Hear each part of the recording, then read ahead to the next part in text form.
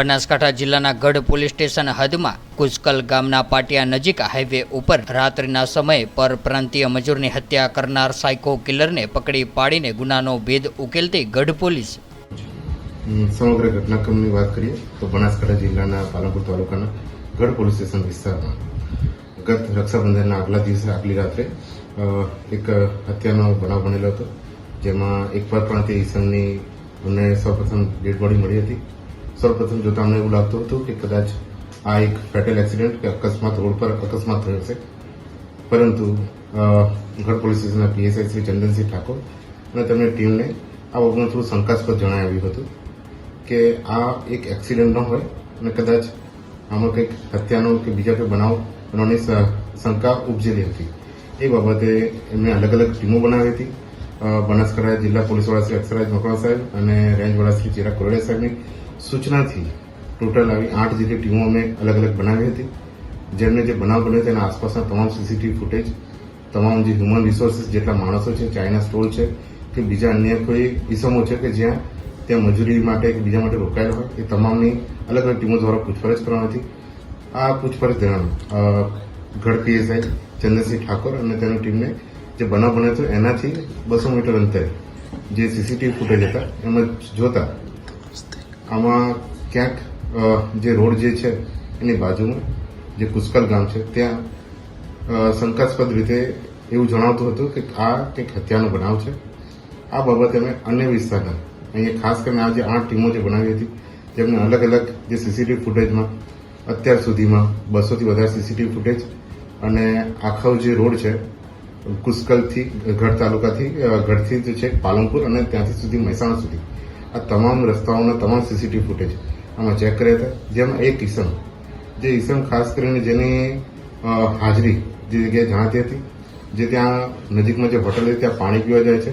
અને ઈસમની જે હાજરી શંકાસ્પદ જણાતા તેની અમે વધારે સીસીટીવી એની ચેકિંગ કર્યું હતું.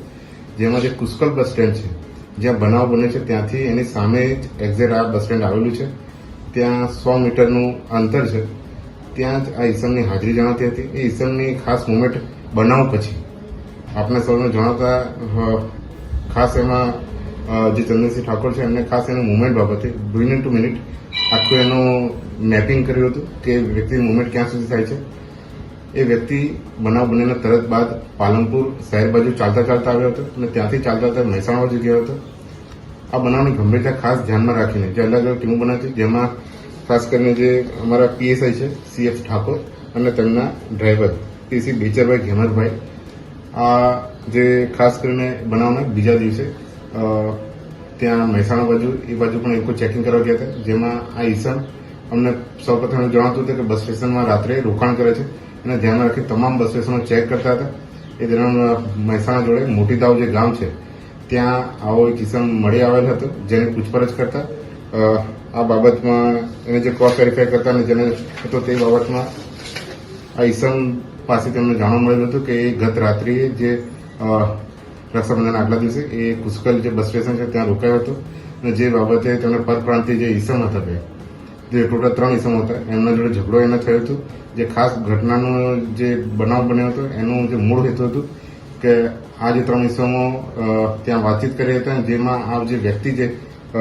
જે આરોપી છે ઈશ્વરભાઈ શંકરજી જાતે માજીરાણા, ઉંમર વર્ષ 50 અને જે ભંગારનો ધંધો કરે છે, એને બસ સ્ટેશનમાં ઊંઘતા ખલેલ પહોંચતી હતી.